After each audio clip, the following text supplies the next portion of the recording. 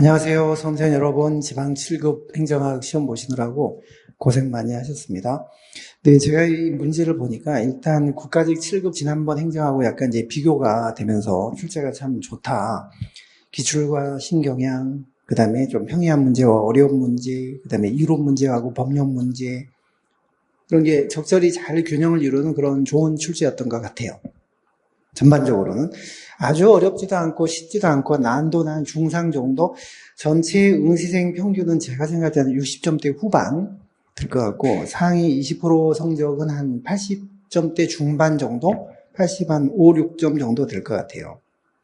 그리고 이번 출제가 고리타분하가 아주 올드한 옛날 문제는 거의 안 나왔고요.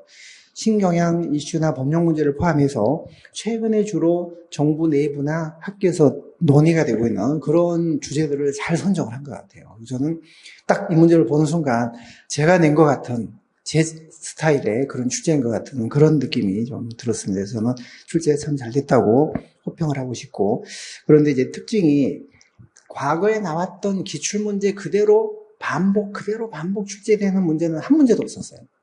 한 10문제 정도는 약간 기출을 변형한 거고, 10문제는 좀 새로운 문제가 나왔어요. 행정학은 항상 기출문제가 물론 고득점을 위해 필요한 조건이긴 하지만 충분 조건은 아니다. 이것만 달달달 정답 암기하고 이런 식으로 해서는 안 된다. 기출문제 그 자체보다는 수업 때 제가 추가로 드리는 팁이라든지 정보라든지 뭐 이런 것까지는 좀 추가로 알아내야 된다. 안 나왔지만 이제 나올 수 있다. 이런 얘기들 부분에서 문제가 많이 나왔어요.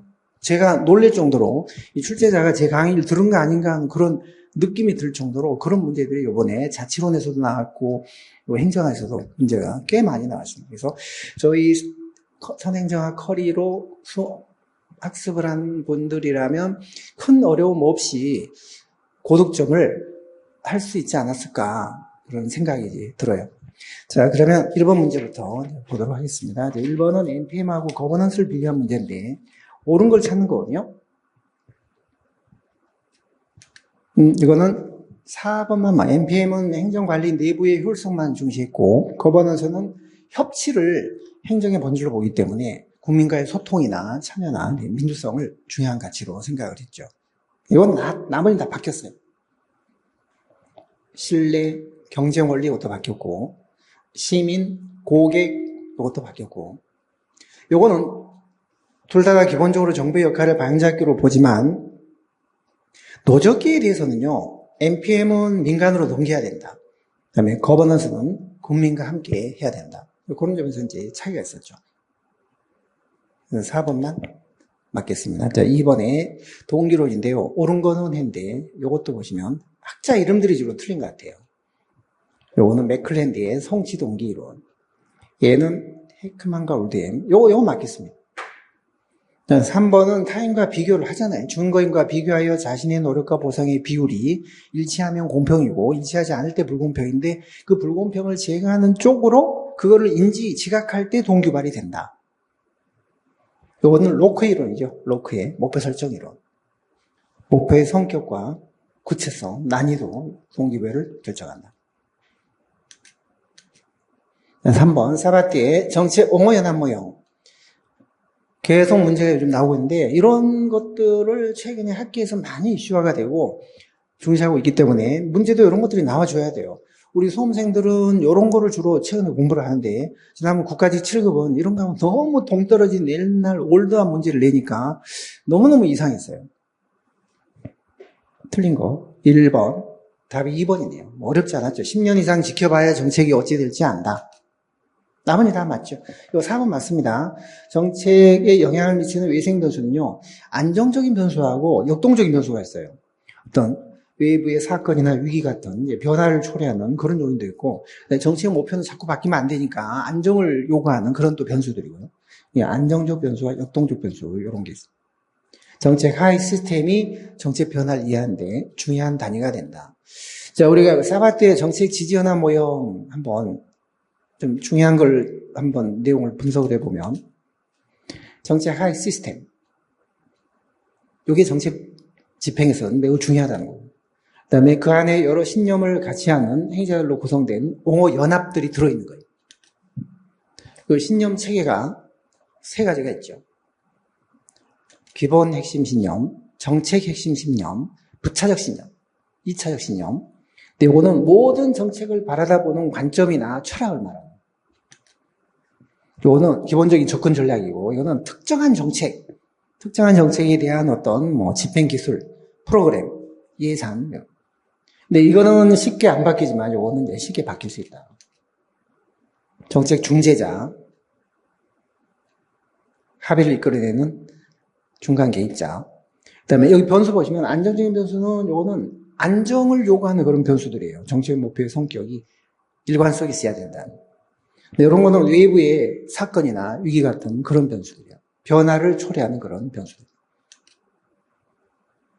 네, 이런 식으로 정책 오모연합 모형. 요즘 이런 신념 체계라든지 이런 변수라든지 많이 나오고 있죠. 자, 4번. 공익, 옳은 것. 이건 답이 뭐였나요? 답이 3번이었죠. 공익은 자원 배분이나 의사결정의 가장 최고의 가치 기준으로 이제 작용을 해요. 3번은 맞고. 이런 거는 본질적 가치죠. 좀 바뀌었죠. 실체서 과정설. 별로 어려움 없었고요. 5번. 정책 결정 모형. 옳은 거는 우리가 수업 때 쓰레기통 모형과 회사 모형의 전제 조건 자주 바꾸니까 전제 조건들 개념도 아셔야 되고 모형별로 전제 조건도 구별해야 된대. 이 문제성 있는 선언은 내가 뭘 원하는지, 목표가 뭔지, 선호가 뭔지 분명히 하지 않은 상태에서 참여를 하는 거예요. 그거는 쓰레기통 모형의 전제 조건이에요. 쓰레기통 모형. 요거는 이 대안을 선택하면 어떤 결과가 올 것인지 결과를 예측할 수 있는 인과관계가 명확하지 않은 거예요. 이것도 쓰레기통 모형의 전제 조건이에요. 요거는 쓰레기통 모형이 아니라 회사 모형의 전제 조건이에요. 문제 중심의 탐색. 동시에 여러 문제를 해결해야 될 때 관심 가는 시급한 문제 위주로 순서대로 접근하는 그게 바로 문제 중심의 탐색인데 이거는 회사 모형의 전제 조건이에요. 다 틀렸네요. 모형이 틀렸네요. A는 맞겠습니다. 앨리슨의 모형 1은 마치 개인 차원의 합리 모형처럼 국가가 의사결정자가 국가의 전략적 목표나 이거를 제1 우선순위로 생각을 하고 개인의 목표나 하부 조직 목표는 생각하지 않는 거예요.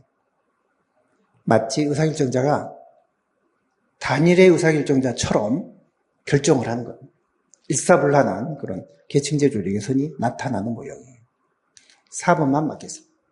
자, 6번. 무슨 원칙에 대한 예외다. 했는데 53조라는 게 이게 완현차수입니다. 완전성의 예외를 인정하고 있는 조문인데 여기는 1항만 나왔지만 2항에 보면은 이건 지금 수입 대책임이거든요. 2항에 보면 현물 출자 차관전대도 제외한다라고 돼 있어요. 해설해 보시면 53조는 학자들이 말하는 완전성인데 법에서는 예상 총계주의죠. 완현차수, 총현차수. 자, 7번 사바스 공공서비스 유형 옳지 않는 것. 요금제는 요금제? 네. 자연 독점을 하는 횡포 이런 문제 때문에 옛날에는 전통적으로는 정부가 최근에는 공기업이 공급을 많이 한다. 맞겠죠? 집합제가 공공재예요. 공공재. 그러니까 이거는 무임승차하기 때문에 누구한테나 동일한 서비스가 제공이 되고 배제성도 띄지 않는 거죠. 3번. 예, 사적제, 시장제, 민간제, 사적제는 시장에서 공급되는 게 원칙이기 때문에 가치제를 빼고는 정부의 개입이 거의 없는 재화예요. 4번이 틀렸네요. 경합과 배제성을 안 띄는 재화는 공유제가 아니라 공공재죠. 얘들 공공재죠. 이것도 큰 어려움이 없었던 문제고요. 8번 책임형 기관 옳지 않는 거. 이건 답이 뭐였나요? 1번 행안부 장관. 책임형 기관은 정부 조직이고 신분도 공무원이기 때문에 정부 조직을 관리하는 행안부 장관이 설치, 지정, 해제하는 거예요.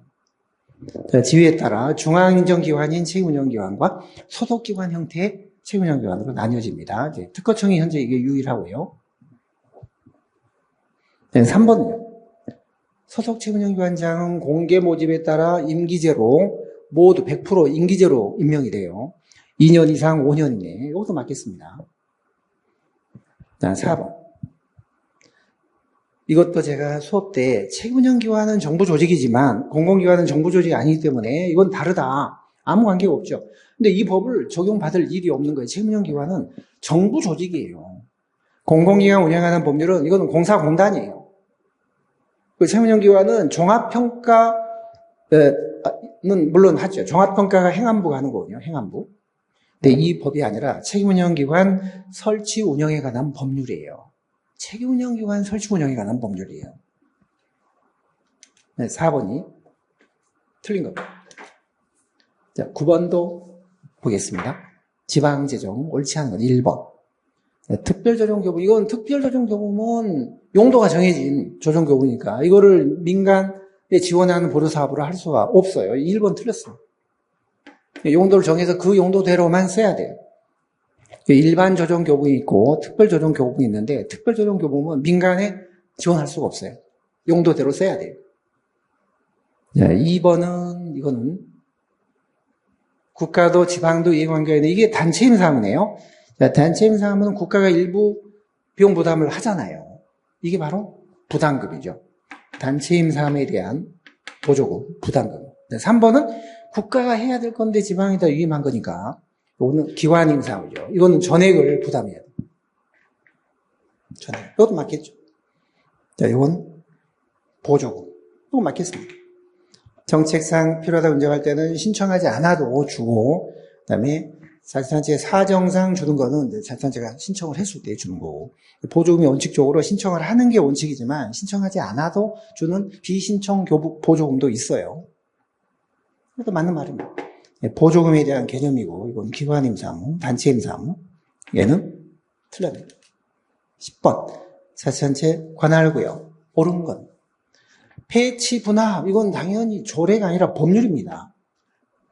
지방의 의견을 들어서 법률로 정한다. 다만 주민투표를 거친 경우에는 그러지 아니하다. 근데 2번 반드시 이렇게 하면 안 되는 거죠.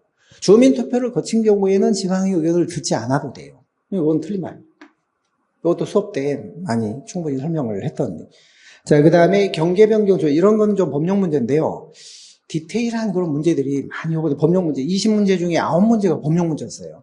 그래서 앞으로는 행정학이 난도를 높일 때 법령 문제를 많이 내기 때문에 우리가 작년에 출간된 법령 노트 선행정학, 그게 막판에 한 달 정도 남겨놓고는 뭐 이론서를 보기도 뭐하고 기출을 또 큰 책을 볼 수도 없고 하니까 그때는 고난도 법정 관련 기출문장을 한번 쭉 풀어보면서 조문 확인을 하는, 그게 상당히 도움이 될 것 같아요. 법령 노트 선행정학 마지막에 한 2, 3일 단기 특강으로 개설이 되니까요. 혹시 내년도 시험 준비하시는 분들은 그거 한번 고려를 한번 해보시기 바랍니다. 자, 요거는 이 수가 틀렸네요. 제적 과반 출석과 출석 3분의 2의 동의를 얻어야지 경계 변경 신청을 할 수 있어요. 여기 틀렸네요. 요건 당연히 맞겠죠. 합쳐지거나 하면 재산이 승계가 되니까요. 자, 덧지로 최근에 많이 수업 때 강조도 했고, 눈에 보이는 경제적인 인센티브나 규제나 뭐 이런 걸 하지 않는 거예요. 부드러운 개입주의. 귀납적 분업, 이게 틀렸네요. 이런 거 선호하지 않습니다. 이것도 틀렸네요. 연역적인, 그러니까 정통 경제학에 따르는 연역적 이론이나 연역에 따르는 그런 분석보다는 어떻게 실제 행동하는가 하는 행동 경제에 기반을 두는 귀납적 분석에 의존하는 그런 접근법이에요. 그리고 정부의 역할은 선택 설계입니다. 옵션 설계. 국민들한테 옵션을 설계해서 제시해주는 그런 게 정부의 역할이라고 합니다. 자, 이거는 방지한다에 틀렸네요. 휴리스틱이라는 거는 알고리즘이 아니기 때문에 시행착오적인 학습을 해요. 그러니까 인간의 잘못된 인지나 행동 편향 때문에 이런 실수가 나올 수밖에 없어요. 그게 바로 행동적 시장 실패예요.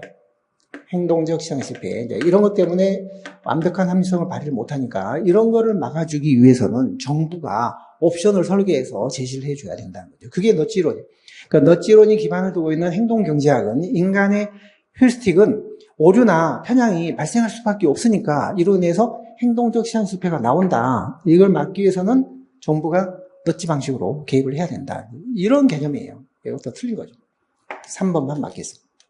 NPM하고 여기에 대한 반론으로 등장한 넛지론의 차이, 공공선택이론이나 정통경제학, 행동경제학, 완벽한 합리성, 제한된 합리성, 요거는 신자유주의, 요거는 자유주의적 개입주의, 부드러운 개입주의, 요거는 전통적인 시장 실패, 이거는 행동적 시장 실패. 요거는 외부 요인, 외부 효과 같은 데에 의해서 나오지만 이거는 내부 요인, 인지 오류나 행동 편향에 의해서 이런 게 발생한다고. 공무원의 역할, 정책 기업가, 선택 설계자, 옵션 설계자. 이거는 고객의 개인 이익의 증진, 이거는 삶의 질에 대한 경제적 인센티브, 눈에 보이는 유인책을 쓰는 거예요. 이런 건 그런 걸 쓰는 게 아니에요. 옵션 설계, 기업가적 정보, 멋지 정보, 외부 효과에 의한 시장 실패. 이거는 내부 효과에 의한 행동적 시장 실패인데 이 내부 효과가 바로 인지 오류나 행동 편향입니다. 네, 12번 총회인건비 옳은 것. 네, 예보 조정, 예산 보수, 조직 정원에 있어서 일정 부분 자율성을 각 부처에 주는 거예요. 자, 니은 채용정기관도 정부 조직이고 당연히 그건 총회인건비 대상이 되는 겁니다. 안 될 이유가 없는 거죠. 자, 그 다음에 총회인건비 중에 보수는요, 두 가지 항목이 있는데, 기본 항목은 인사처가 통제를 해요. 기본 항목은. 기본급, 가족수당 이런 거. 근데 자율 항목이 있어요. 이게 바로 이런 거. 성과 상여금, 성과 연봉. 이거는 총인건비에 남아있는 그 금액 범위 내에서는 증감시킬 수 있어요. 자율적으로 줄 수 있습니다. 의도적으로 절감해서 총인건비가 남았다. 그럼 그 남은 범위 내에서는 다른 부처보다 더 많이 줄 수 있는 거예요. 다 맞네요. 다 맞아요. 니은만 틀리고 두 개는 맞겠습니다. 총회인건비 예보 조정에 자율성을 주는 거예요. 예산은 총회인법이 범위 내에서는 목간 전용 자유롭게 할 수 있고 보수는 기본 항목 말고 자율 항목 이런 것들은 통제하지 않습니다. 국단 이상만 대통령령으로 과단 이하는 자유. 정원도 총정원만 통제하고 그것도 10% 범위 내에서는 늘려서 운영할 수가 있어요. 직급별 정원은 자율에 맡기고 예보 조정에 있어서 자율성을 주는 거예요. 13번 정보 업무 평가 옳은 거는 기억은 어때요? 행안부 장관이 아니죠. 정보 업무 평가는 기본적으로 소관이 총리입니다. 총리 밑에 있죠. 위원장 머리 둘을 포함한 15인 한 사람은 총리 한 사람은 민간위원. 그러니까 요거는 맞고 요건 틀려요. 요것도 틀린데 국무회의 평가 결과 보고하는 거는 총리예요. 총리. 행안부가 하는 거 아니에요. 자, 그리고 자체평가할 때 중앙과 지방은 소속기관을 포함시켜서 해야 돼요. 자, 요건 맞겠습니다. 이거 맞는 거는 니은, 리을만. 14번 임용 결격사유. 해임은 해산 파 오잖아요. 3년 지나야 되고 파면은 5년 지나야 되고요. 5년, 3년. 집행유예는 끝나고 유예기간이 끝나고 2년 지나야 되고요. 그 다음에 파산자는 복권이 되면 그때부터는 임용받을 수 있습니다. 또 거기서부터 5년이 지나야 되는 거 아니에요. 파산자로서 복권되지 아니한 자가 결격사유. 그러니까 2번이 틀렸습니다. 결격사유는 피성년 후견. 종료가 되면 이 사람은 임용받을 수 있는 거예요. 종료 전까지. 파산자도 복권되기 전까지. 금고사형의 집행을 받은 사람은 5년 이상. 집행유예는 끝나고 2년 이상. 선고유예는 선고유예 기간에만 끝나면 돼요. 해임은 3년, 파면 5년, 해산 파 5. 자, 직무급. 이것도 제가 최근에 그 수업 때 직무급은 성과급 아니다. 그 일을 하는데 투입되는 직무의 성격, 노동의 가치에 따라 보수를 주는 거지 성과를 보고 주는 게 아니기 때문에 이거는 투입급이다. 성과급이 아니다. 많이 강조를 했는데요. 지금 4번 보시면 이건 맞겠죠. 연령이나 이런 거 봐요. 이건 직무급이 아니죠. 연공급. 요거 아니죠. 성과 아니에요. 능력 아닙니다. 이건 직능급이에요. 직능급. 자, 보수제도. 사람을 중심으로 설계하는 거. 생활급, 연공급. 직무를 중심으로 설계하는 게 직무급, 직능급, 성과급. 속인급, 속직급. 요거는 생계비인데 인력이나 가족. 이건 연공서열. 노동의 가치, 투입되는 노동의 가치, 투입되는 능력의 가치. 여기까지는 투입급이에요. 투입급. 애만 성과급이에요. 자, 16번 발생주의. 요것도 우리가 심화 때나 이 7급에서는요. 어떻게 처리되는지, 비용으로 부채로 되는지, 뭘로 비용으로 인식되는지 구체적으로 좀 아셔야 된다 했는데 여기 좀 구체적으로 나온 거예요. 답은 1번이죠. 인식을 하죠. 자산, 유동자산. 경제적 자원의 증감, 변동의 발생 사실에 따라 장부 정리를 하니까 어렵다. 틀렸네. 안 준 돈은 부채입니다. 감가상각 비용 처리합니다. 현금 주인 이러고 다 인식 안 돼요. 네, 맞습니다. 자, 현금주의 발생주의. 현금 중심. 성급비용. 먼저 준 돈, 먼저 받은 돈. 현금주의는 돈을 주고 받았으니까 비용과 수익으로 인식이 돼요. 근데 얘는 미리 준 돈은 자산입니다. 언제든지 회수할 수 있는. 그 다음에 먼저 받은 돈은 언제든지 환불해 줘야 되는 부채입니다. 미지급 비용, 미수익, 안 준 돈, 못 받은 돈 인식 안 돼요. 이건 인식이 돼요. 부채와 자산. 다 비용으로 인식이 돼요. 무상거래. 돈이 나간 거 아니니까 인식 안 돼요. 여기는 이중거래로 인식이 돼요. 17번. 국가공공기관과 지방공기업을 비교한 문제거든요. 옳은 거는 했습니다. 경영평가 결과 당연히 해임 건의 요구할 수 있어요. 할 수 있습니다. 기재부 장관. 맞네요. 틀렸네요. 다른 자체에서 공동으로 공사를 설립할 수 있습니다. 틀렸네요. 이것도 틀렸네요. 자, 시장형 공기업은 자산 규모가 2조 이상이고 and 85%. 대통령령으로 정해진 기준인데 이게 85%예요. 틀렸네요.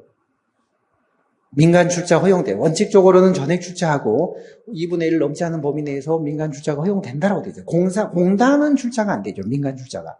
근데 공사는 가능합니다. 이거 틀렸고요. 1번만 맞겠습니다. 18번 지방채. 틀린 거 1번. 예, 지방채 증권과 차입금. 단순 어떤 부채 성격의 차입금하고 증권 형태로 유통되는 두 가지 형태가 있어요. 2번. 이거 틀렸네요. 지방의 의결을 거친 이유가 아니라 행안부 장관의 승인을 얻어 지방의 의결을 거쳐서 발행하는 거예요. 단체장. 그러니까 얘가 먼저예요. 이게 틀렸습니다. 2번. 자, 그 다음에 차환은 지방채 상환 기일이 도래된 지방채를 상환하기 위해서 신규로 발행할 수도 있잖아요. 차환. 자, 지방채 발행 사유 4가지. 최근에 중시된다 했는데 이거 또 나온 거예요. 대통령령으로 정한다. 맞습니다. 구체적인 거는 법에서는 다 대통령령으로 이임하잖아요. 19번 저주권 생태론 옳지 않은 거. 환경 상황에 적합하냐? 2번. 자, 이 문제 정답률이 49%더라고요. 49%. 많이 틀렸던데 요 2번으로 답을 많이 했어요. 근데 틀린 거는 2번이 아니에요. 3번이에요. 더 본질적인 게 틀린 거예요. 이게 틀렸잖아요. 조직원 생태론은 환경 적소에 적합한 선택받은 조직만 생존한다는 거기 때문에요. 조직이 의도적으로 전략적인 선택을 할 수가 없어요. 이거는 자연적 선택 관점이에요. 환경이, 주변에 있는 생태적 환경이 조직을 살리고 죽이고 선택하는 거예요. 전략적 선택은 관리자가 임의적으로, 능동적으로 선택을 하는 거예요. 임의론이 아니기 때문에, 이거는 결정론이기 때문에 이런 말을 쓰면 안 되는 거예요. 자, 이거는 무슨 말이냐면, 조직이 환경에 잘 적응해 나가는 게 쉽지가 않다. 그렇기 때문에 조직 환경의 어떤 그 선택을 받는 거예요. 매우 둔감하고, 적응하는 게 둔감하고, 구조적 타성 같은 게 빠져요. 관행이나, 타성이나, 매몰 비용을 자꾸 걱정한다든지, 이런 것 때문에 환경에 적극 적응을 못하니까, 결국 조직을 살리고 죽이고 하는 거는 주변의 환경에서 그냥 결정을 해버려요. 가장 적극적인 결정론이에요. 극단적인 결정론이에요. 구조적 타성, 기본서에, 우리 기본서에 이게 있는 말이에요. 구조적 타성 이런 것 때문에 환경에 조직이 능동적으로 대응을 못해 나간다는 거예요. 그러니까 이건 정확히 맞는 말이에요. 얘가 틀립니다. 구조적 타성이란 말을 수업 때 언급을 제가 드리지 않아서 뭐 어렵게 느껴졌었던 것 같아요. 근데 여기서 더 중요한 거는 이게 지금 더 본질적으로 중요한, 틀린 중요한 표현이에요.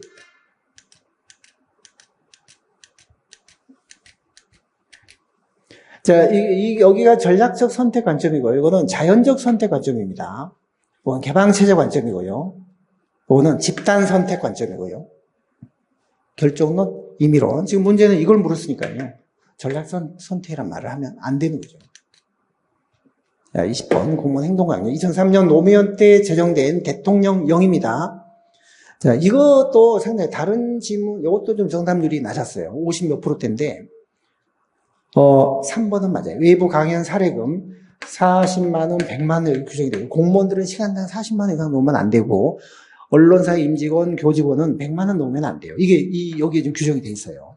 구체적인 행동 기준이 요즘 그 선물 5만 원, 5만 원, 5만 원, 음식물, 선물, 경조사비 5만 원, 이것도 다 이 영에 규정이 돼 있어요. 공무원들이 지켜야 될 구체적인 행동 기준이 다 여기에 규정이 돼 있어요. 이건 뭐 틀릴 이유가 없는 거예요. 얘는 적용이 안 돼요. 지방의회 의원과 헌법상 독립기관 4개는 이 영의 적용 대상이 안 됩니다. 안 됩니다.